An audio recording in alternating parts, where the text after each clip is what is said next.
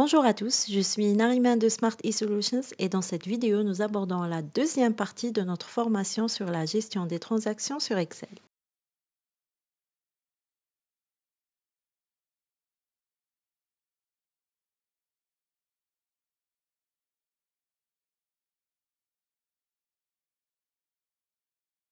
Avant de plonger dans le sujet, je vous recommande de consulter la première partie de cette formation si vous ne l'avez pas encore vue.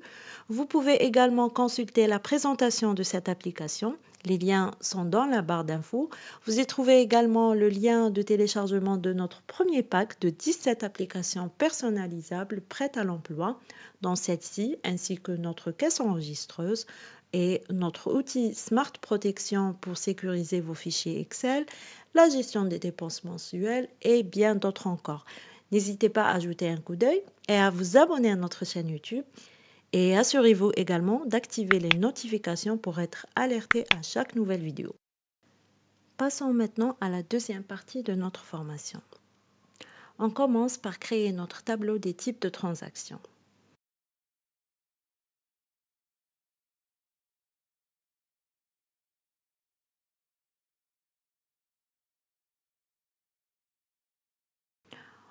On va fusionner ces cellules.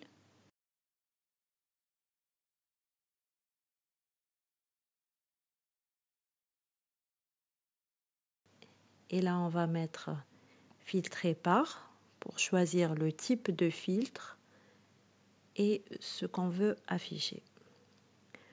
Ensuite, on a les types pour avoir les types de transactions. On peut la nommer par exemple catégorie.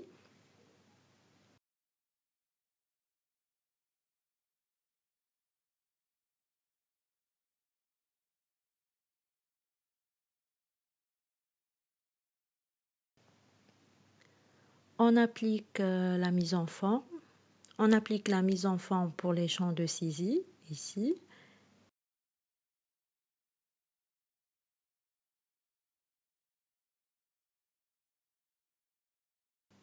Et là, on va changer la taille et on va le mettre en gras, en blanc et on change la couleur de remplissage.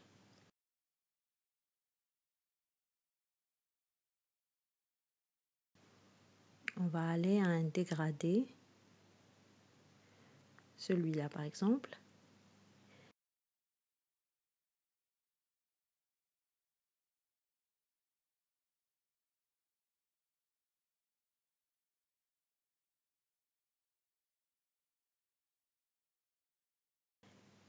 Et on va ajouter aussi des bordures.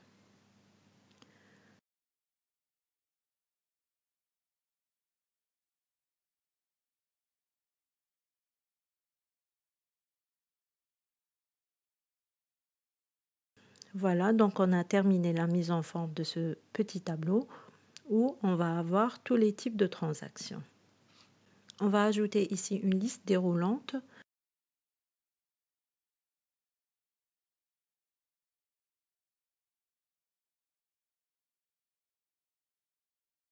Donc, on peut filtrer par type de transaction, par projet et par nom. Si vous voulez ajouter d'autres filtres, vous pouvez les ajouter. Et là, on va utiliser le VBA pour ajouter la validation de données. C'est le même principe qu'on a utilisé avant avec les types.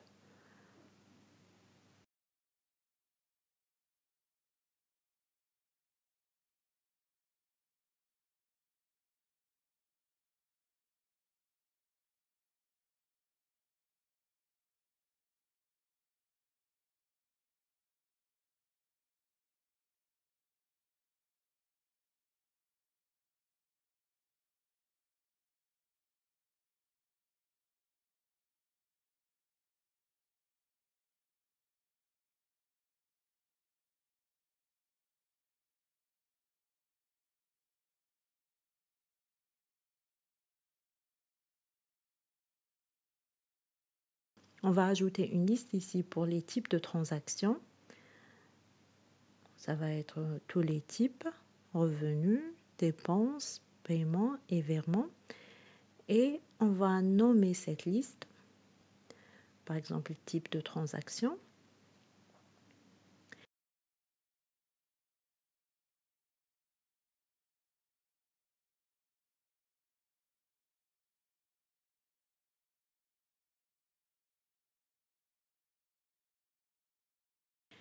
Puis on passe au code Weber.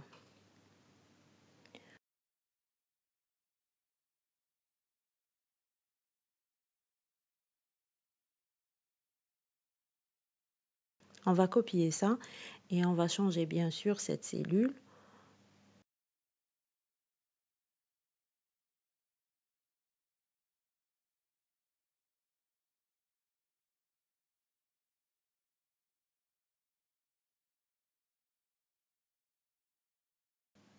On déclare les variables.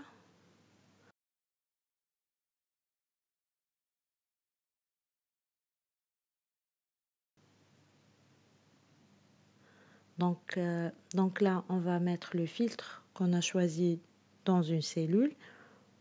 On va ajouter ça dans B12.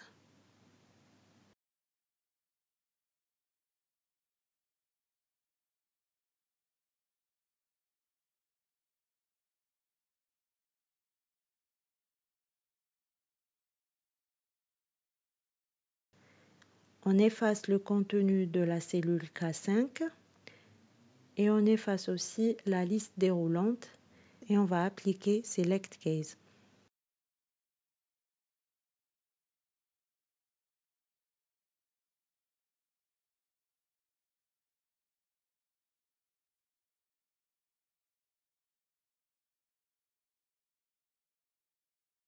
Dans le cas où on choisit type de transaction, on veut afficher dans la cellule K5 la liste type de transaction.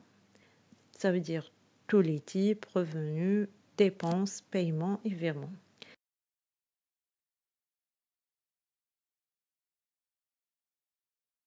Si on choisit des noms, on va utiliser la liste nom. Et si on choisit projet, on va avoir la liste des projets.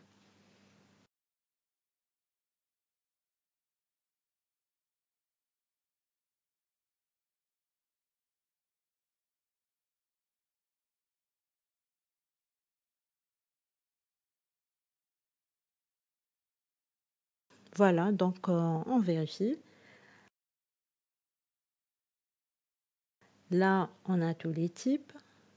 Si on choisit projet, on va avoir la liste des projets. Et si on choisit nom, on va avoir la liste des noms.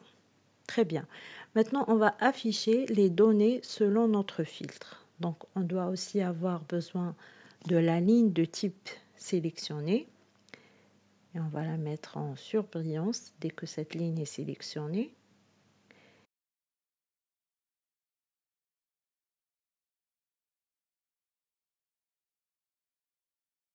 Et on va appliquer aussi une mise en forme conditionnelle. Ici, dès qu'on a des données, on change la couleur de remplissage en alternant entre le blanc et l'orange.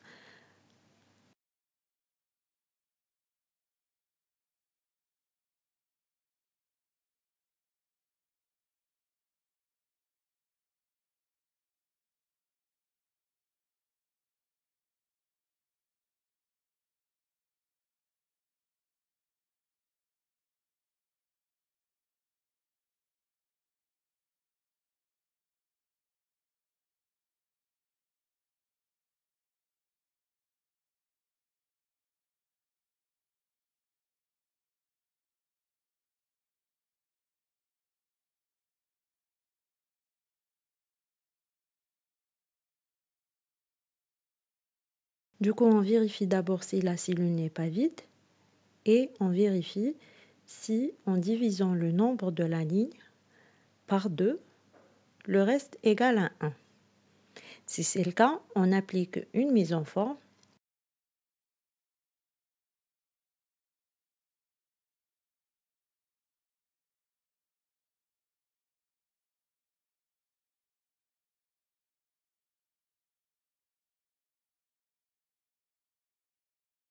et on refait la même formule. Cette fois-ci, si le reste est égal à 0. Alors, on applique une autre mise en forme pour alterner entre les lignes. Et on ajoute aussi une autre mise en forme pour la ligne sélectionnée. Donc, dès que je sélectionne une ligne, je veux la mettre en surbrillance. Donc, si la cellule B6 est égale à ligne sélectionnée, on va appliquer cette mise en forme.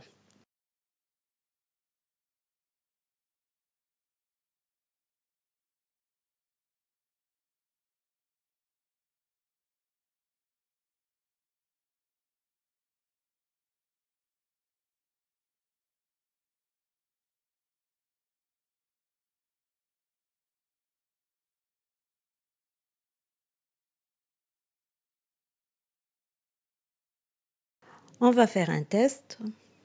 Par exemple, si je choisis la ligne 5, non, la ligne 5 ne fait pas partie de notre sélection, donc on va choisir la ligne 9. Voilà, très bien.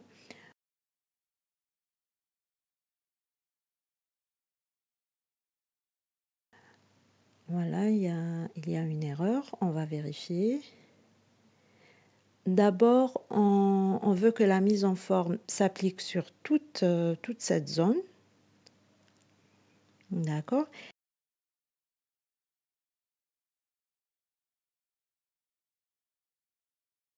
Et on va modifier aussi la formule.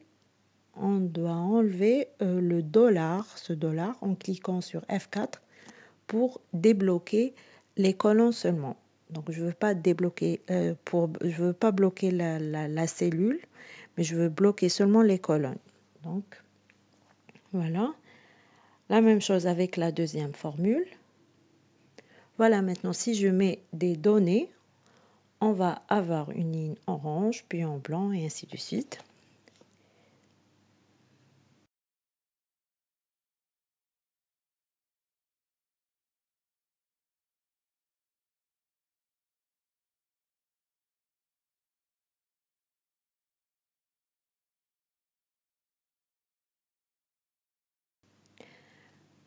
Maintenant, pour afficher les données filtrées, on va utiliser des filtres avancés avec le VBA. Donc, on passe à la feuille base de données et on va ajouter un petit tableau pour les critères et un autre pour les résultats.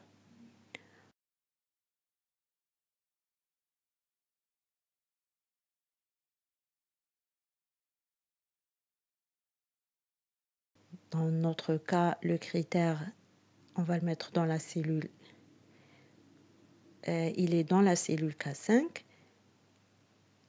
Et on va ajouter une formule pour vérifier si K5 n'égale pas à tous les types.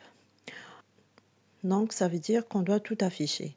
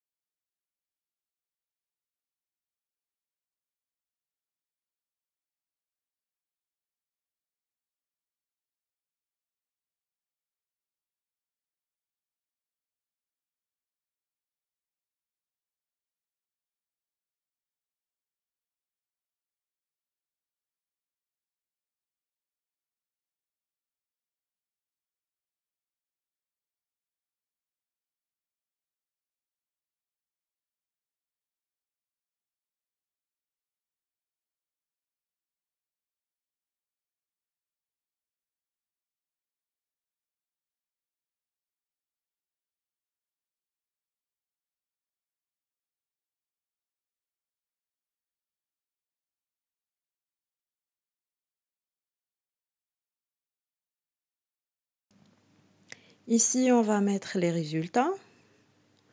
Donc, on va avoir besoin des types de transactions. Et les types seront par exemple type de revenus, type de dépenses, etc. Et on va ajouter un code VBA pour charger les données.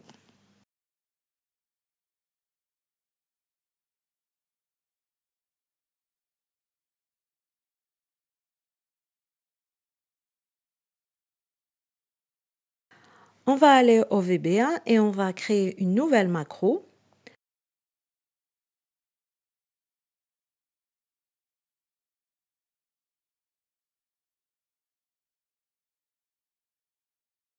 D'abord, on commence par supprimer tous les détails qui existaient avant et, supprimer B6 et B7 qui contient les lignes sélectionnées. Donc, on ne veut pas avoir une ligne sélectionnée avant de filtrer.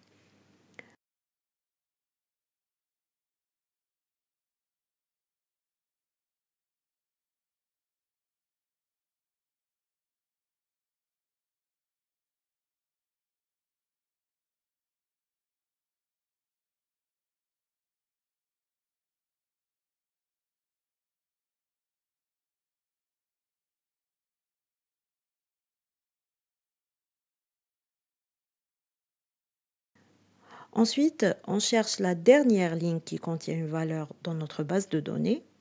Si elle est inférieure à 4, ça veut dire que notre base de données est vide.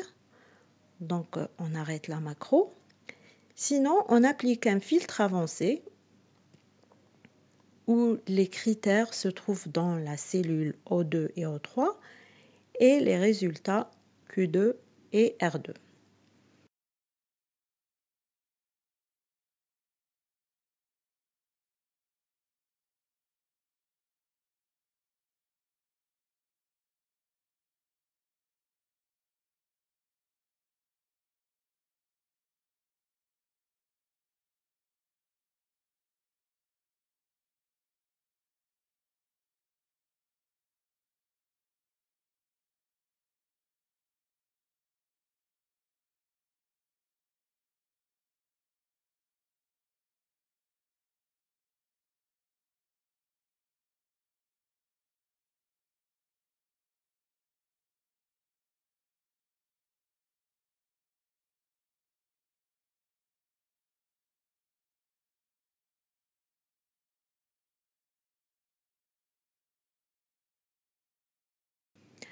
Après, on doit chercher la dernière ligne de résultat.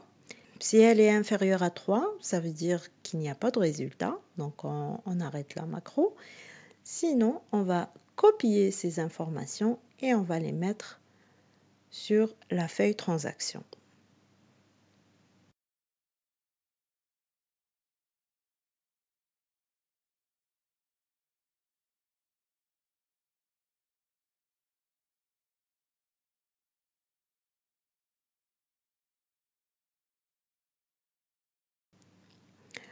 On ajoute 4 parce que là, quand vous voyez la première ligne, elle est égale à 7.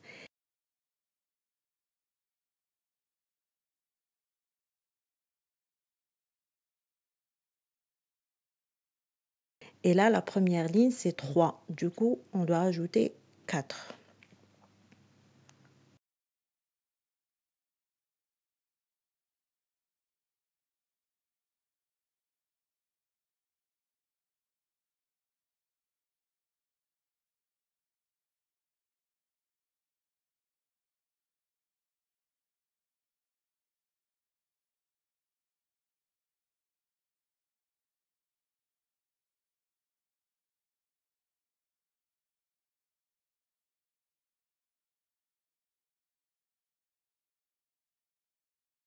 Donc, on va copier tout ça et le mettre ici, tout simplement. Ensuite, si le type dans le formulaire existe dans cette liste, je mets la ligne de ce type dans la cellule ligne sélectionnée. D'accord? Donc, si cette transaction existe dans ce filtre, je veux qu'elle soit sélectionnée automatiquement. Donc, on va écrire un code pour ça qui va nous permettre de faire ça.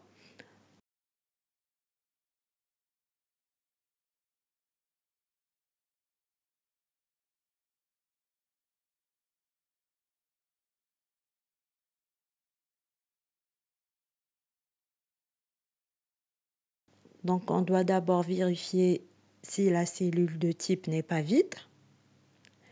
Après, on cherche le type dans la liste filtrée Si on le trouve, on met la ligne de ce type dans la cellule B6.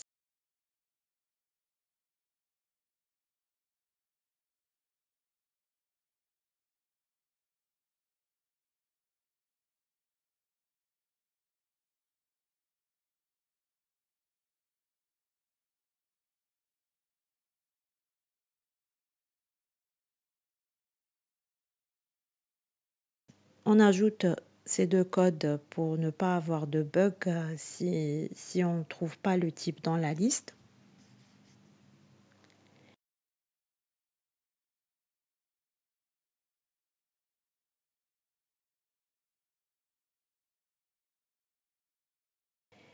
Et on va faire un petit test.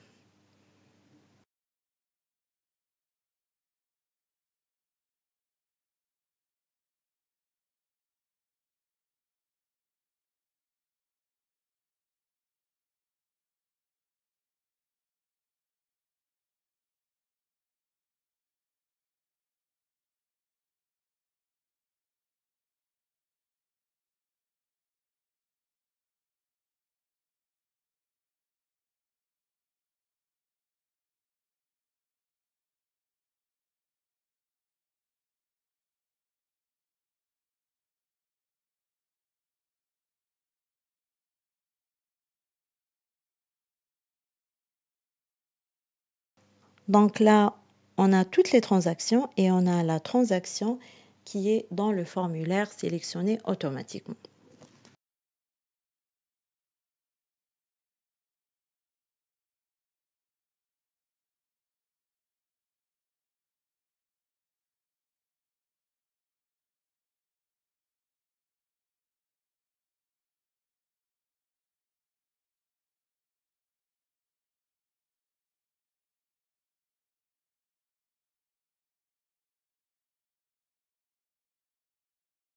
Maintenant, on va aller au VBA et on va aller à la feuille transaction et on va rester sur Change.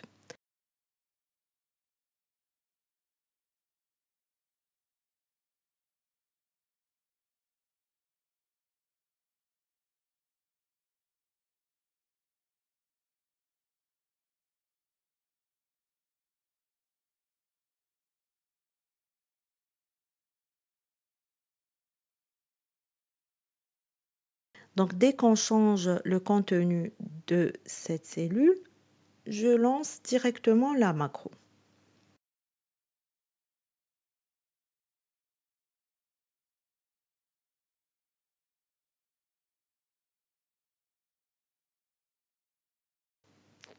On va tester, on va choisir par exemple toutes les transactions.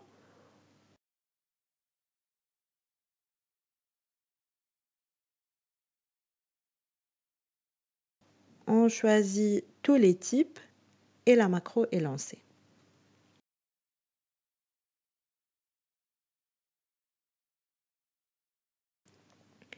Maintenant, si je sélectionne un type, je veux voir toutes les transactions effectuées dans une période choisie. Donc, je vais ajouter un autre tableau où on va mettre ces détails.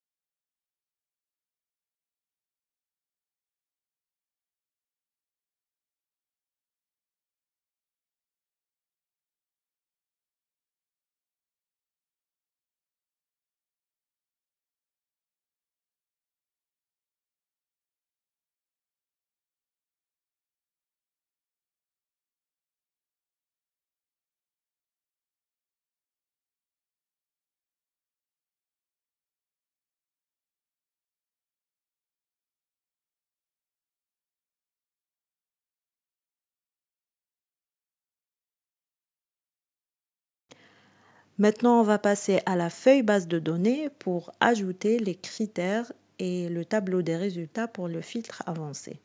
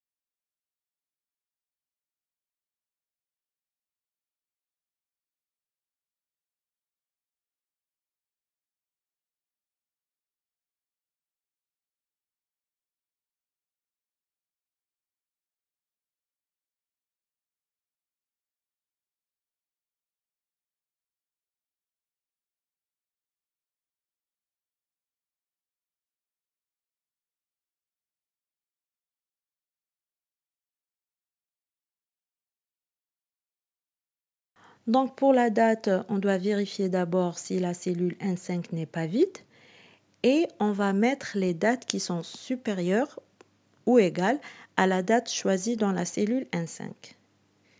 Sinon, on ajoute ces deux symboles pour afficher toutes les dates. La même chose ici, on va juste changer la cellule qui est P5 et la date doit être inférieure ou égale de la date choisie dans la cellule P5.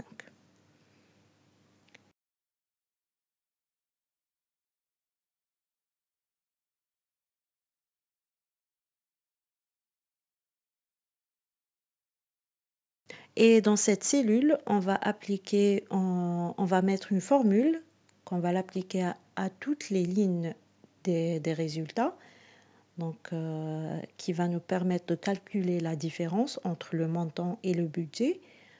Donc d'abord, on doit vérifier si les cellules budget et montant n'égalent pas à 0. Et on va mettre la différence qui est montant moins budget.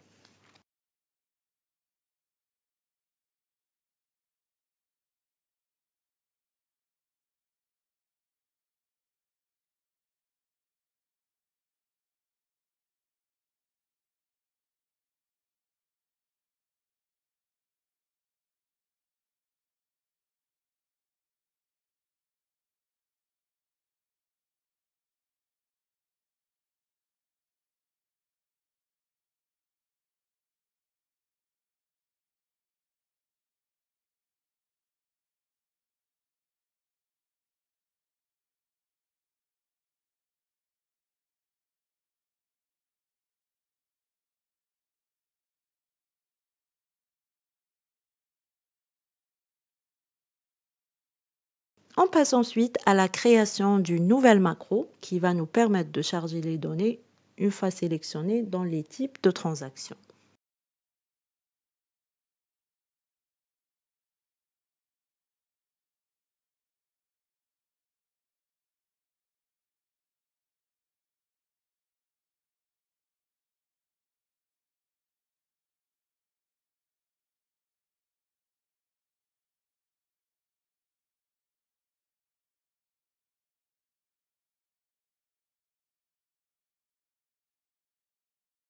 On commence par supprimer le contenu de la cellule B7 pour supprimer la mise en forme de la ligne sélectionnée.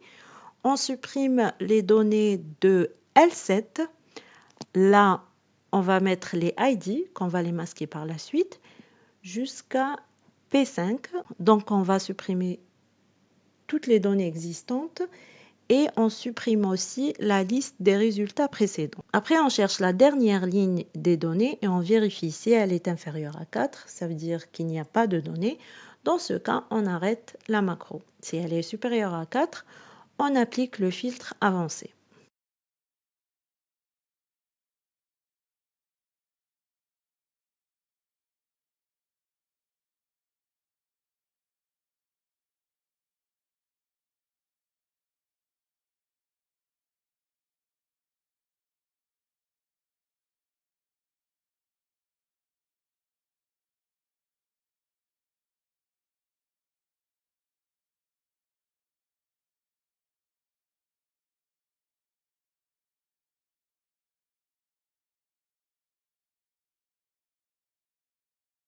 Après, on va chercher la dernière ligne des résultats.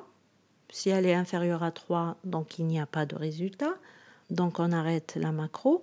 Sinon, on va appliquer la formule qu'on a créée dans la cellule AB1 sur toutes les lignes de résultats pour calculer la différence entre le budget et le montant.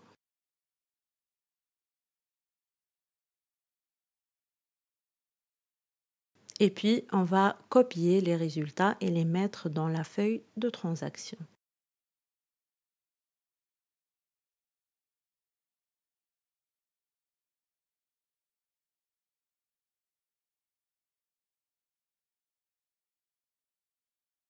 Et aussi, on va ajouter ces lignes de code qui vont nous permettre de sélectionner la ligne de la transaction qui est sur le formulaire automatiquement.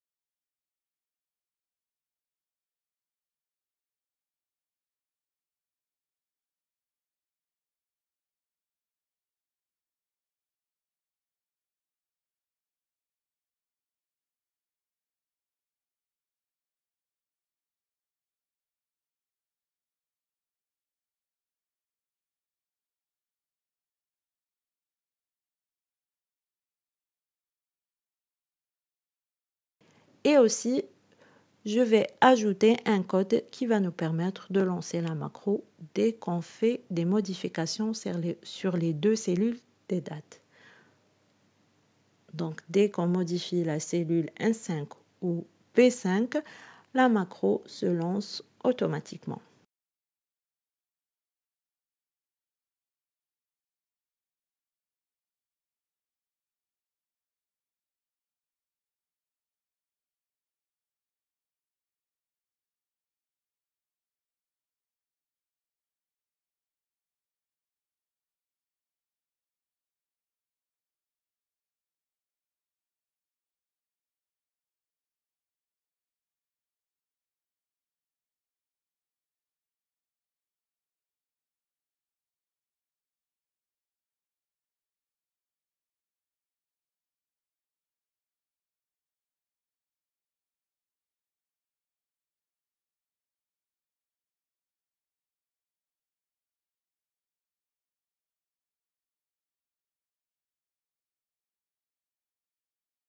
Et je veux aussi, quand je sélectionne une ligne, voir les détails ici.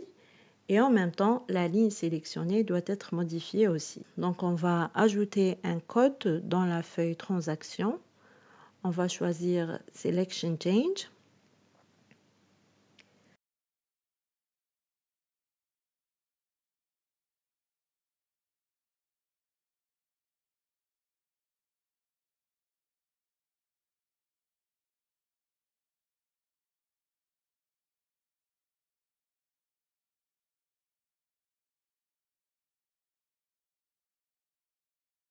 D'abord, on commence par cette ligne de code pour ne pas avoir de message d'erreur si on sélectionne plusieurs cellules de cette plage.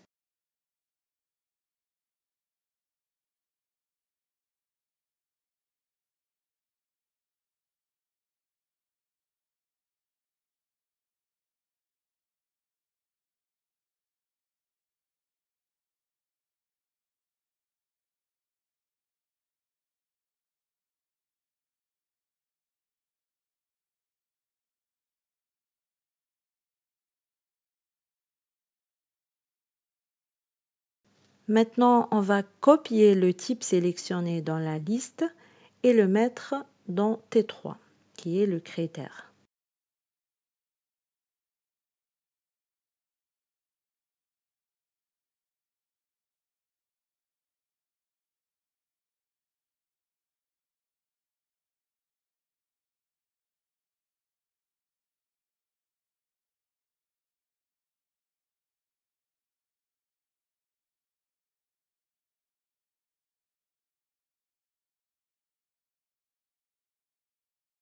Et je mets la ligne de ce type sélectionnée dans la cellule B6 et je lance la macro.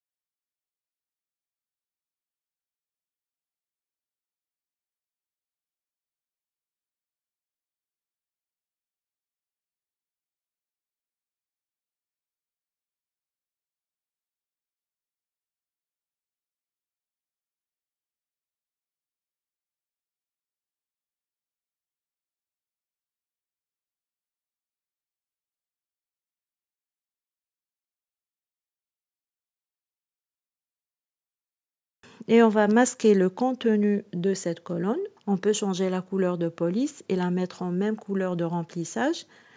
Mais dans notre cas, on a utilisé une image en arrière-plan. Donc, on va aller à format de nombre, personnaliser et on va juste mettre 3 points-virgules.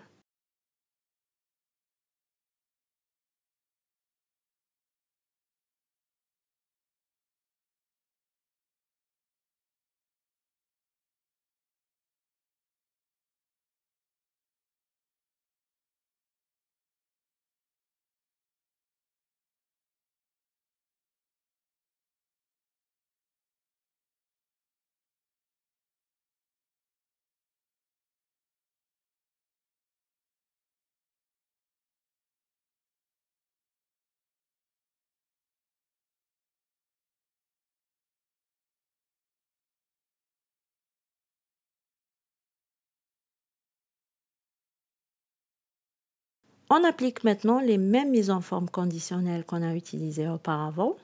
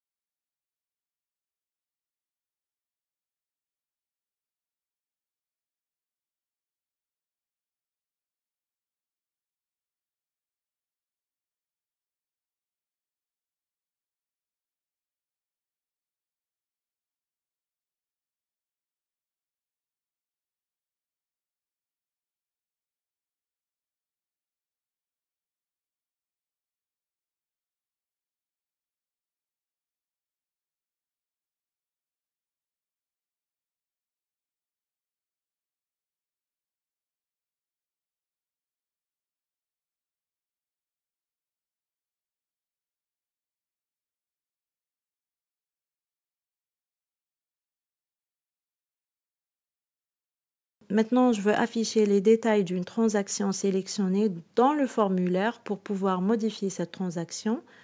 Donc, on va ajouter un autre code.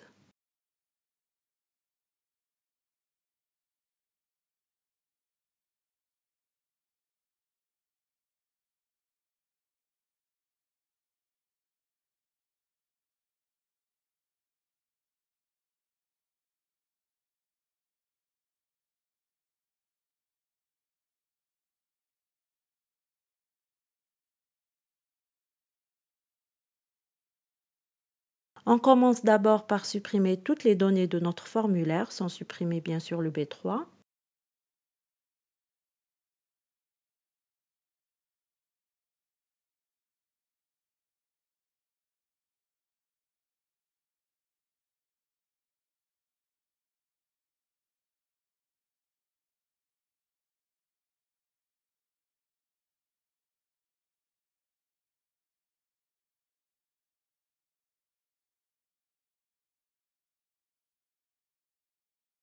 Si B4 est vide, on va afficher un message.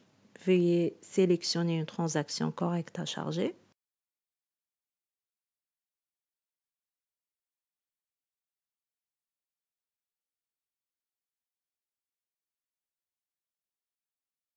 La ligne de transaction sélectionnée se trouve dans la cellule B4.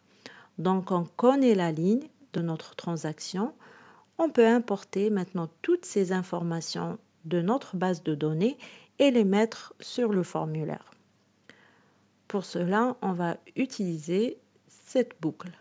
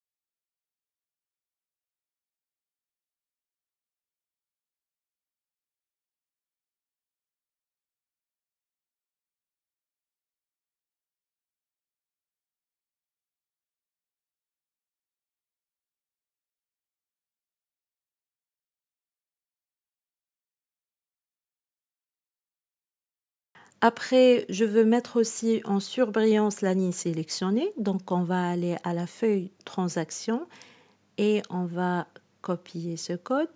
C'est le même code qu'on a utilisé avant. On va juste modifier la plage.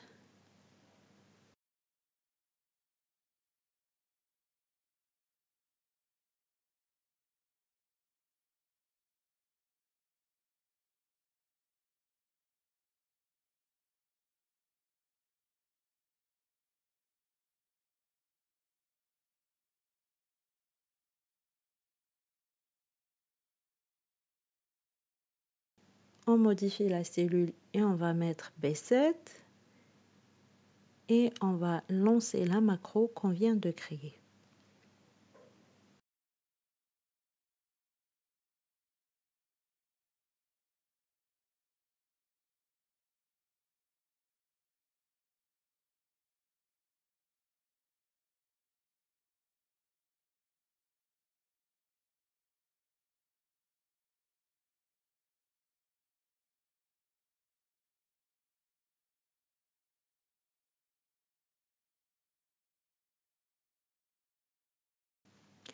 Et aussi, je veux ajouter une ligne de code dans la macro sauvegarder qui va nous permettre de mettre à jour les données si on modifie une transaction.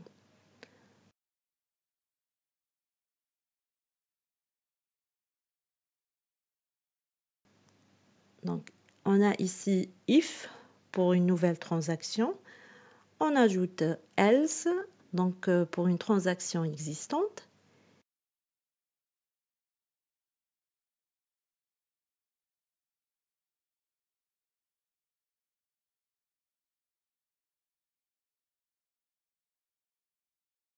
Et on va ajouter cette ligne de code. Donc, on va juste mettre la ligne de transaction qui se trouve dans la cellule B4. Et après, on continue la boucle.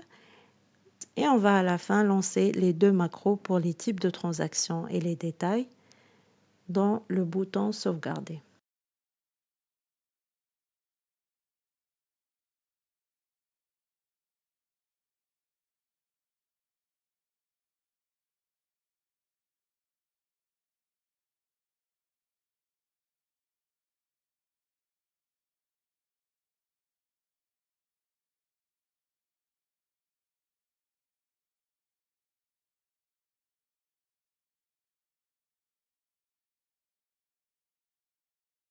Avec ça, on a terminé le développement de cette application. Donc, on va tester.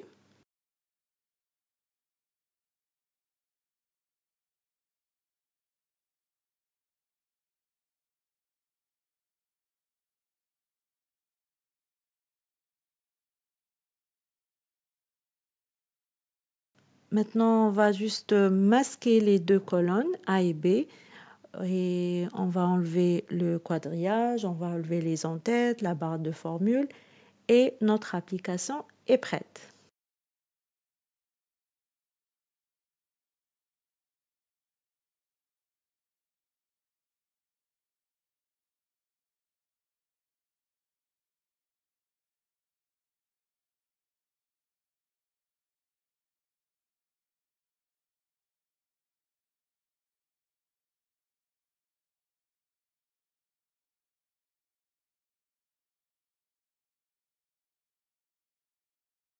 Et voilà, nous arrivons à la fin de cette vidéo et de cette formation. J'espère sincèrement qu'elle vous a été utile. Si vous souhaitez découvrir d'autres formations sur différentes applications, n'hésitez pas à nous le faire savoir dans les commentaires. Vos retours sont précieux pour nous aider à améliorer notre contenu. Merci d'avoir suivi cette vidéo et à très bientôt.